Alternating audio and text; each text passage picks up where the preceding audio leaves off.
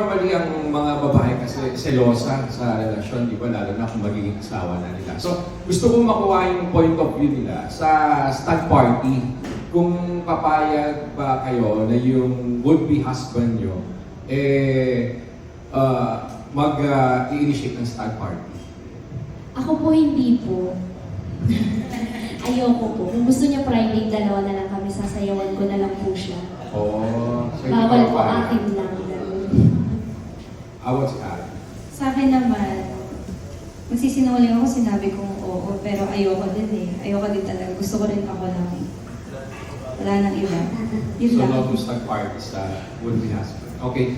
Tapos last ko na lang dun sa dalawang boys, kay Aaron tsaka kay Paul. Ganun din, kabalik ka na naman kung kayo ba papayag na magkaroon ng bridal shower yung would-be wife niyo. Good sweeters. Oo, kasi usually ganun naman eh.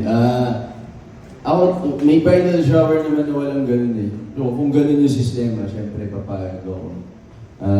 Medyo di rin ako sanay na tanggapin yun kung may ano din doon, may sasayaw din. Kung itatago niya, galingan niya na lang. Wala ko, okay lang. Tiwala naman ako lagi pag ganyan. Papayag.